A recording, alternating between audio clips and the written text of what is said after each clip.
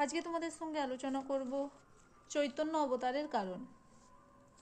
চৈতন্য ভাগবতে বৃন্দাবন দাস চৈতন্য অবতারের কারণ সম্পর্কে আদিখণ্ডের 2য় অধ্যায়ে বৃন্দাবন দাস লিখেছেন, কেন হেতু কৃষ্ণচন্দ্র করে অবতার, কার শক্তি আছে তত্ত্ব জানিতে তাহার।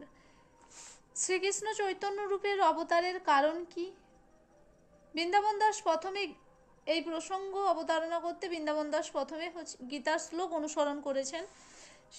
গীতার শ্লোককে বৃন্দাবন দাস নিজের ভাষায়, ধর্ম পরাভব হয় যখন যখন অধর্মের প্রবণতা বাড়ে দিনে দিনে, সাধুজন রক্ষা দুষ্টু বিনাশ কারণে ব্রহ্মাদি প্রভুর পায়ে করে বিজ্ঞাপনে, তবে প্রভু যুগধর্ম স্থাপন করিতে সাঙ্গপাঙ্গ নিয়ে অবতীর্ণ হন পৃথিবীতে। বৃন্দাবন দাস চৈতন্য ভাগবতে ভারতীয় ঐতিহাস্যকেই অনুসরণ করেছেন। তিনি স্বতন্ত্র কোনো নিজের মত প্রচার করেননি। কবি কলিযুগে ধর্ম যে হরিসংকীর্তন, তার প্রচারের জন্যই চৈতন্য অবতার গ্রহণের মূল কারণ। বৃন্দাবন দাস বিশেষভাবে বলেছেন, এই কহে ভাগবতে সর্বতত্ত্ব সার, কীর্তন নিমিত্ত গৌরচন্দ্র অবতার, কলিযুগে সর্বযোগ্য হরিসংকীর্তন, সর্বপ্রকাশিলেন চৈতন্য নারায়ণ।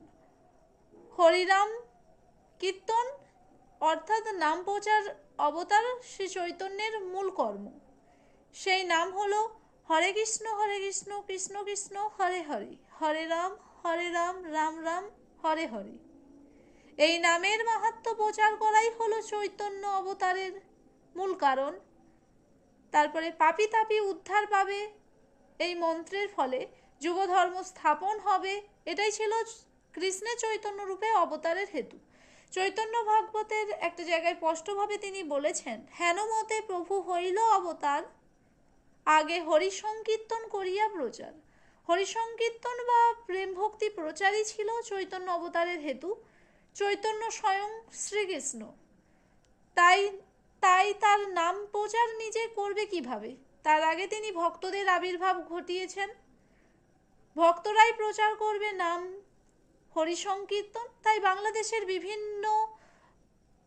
বিভিন্ন অংশে ভক্তদের আবির্ভাব ঘটে। কেউ জন্মালো নবদ্বীপ চট্টগ্রামে, কেউ রাঢ়ে, কেউ সিহট্টে প্রমুখ।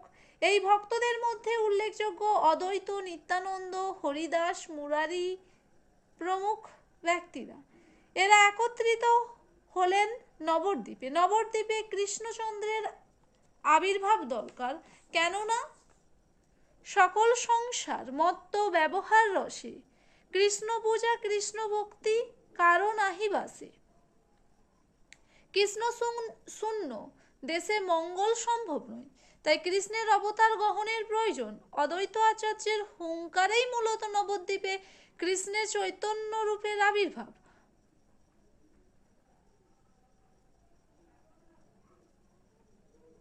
বৃন্দাবন দাস অবতারণের কারণগুলি একটি সূত্রকারে বলেছেন। প্রথমে তিনি বলেছেন সংকীর্তন, দ্বিতীয় হলো বেদ ধর্ম রক্ষা, তৃতীয় বলেছেন সাধু ব্রাহ্মণ পালন, চতুর্থ হলো অভক্ত দমন করা, পঞ্চম সর্বসততা এবং ষষ্ঠ হলো ইচ্ছানন্দ। কৃষ্ণ চৈতন্যের এই অবতার লীলা দুর্জেয়। গৌড় বৈষ্ণব ধর্মে চৈতন্য শুধু কৃষ্ণের অবতার নয়, তিনি রাধা কৃষ্ণের মিলিত অবতার। বৃন্দাবন দাসের আশ্রয় প্রধানত মুরারি গুপ্ত। মুরারি চৈতন্যকে বলেছেন ভগবান স্বয়ং। তিনি যুগধর্ম পালন ও সংকীর্তনের পিতা। কৃষ্ণদাস চৈতন্য চরিত্রামৃতে এই রূপ দামোদরকেই অবলম্বন করেছেন। তবে একথা বলা যায়, বৃন্দাবন দাস চৈতন্য ভাগবতে রাধার প্রাধান্য নেই, তবে গোপী ভাবের কথা আছে। চৈতন্যের রাধা ভাব চৈতন্য চরিত্রামৃতে সুবিখ্যাত, তবে কিঞ্চিত সূত্র চৈতন্য ভাগবতের মধ্যখণ্ডের 2য় অধ্যায়ে গৌরাঙ্গের আবেশ বর্ণনার মধ্যে পাওয়া যায়। সে ভাব গোপীতে সম্ভব, রাধাতে সম্ভব নয়।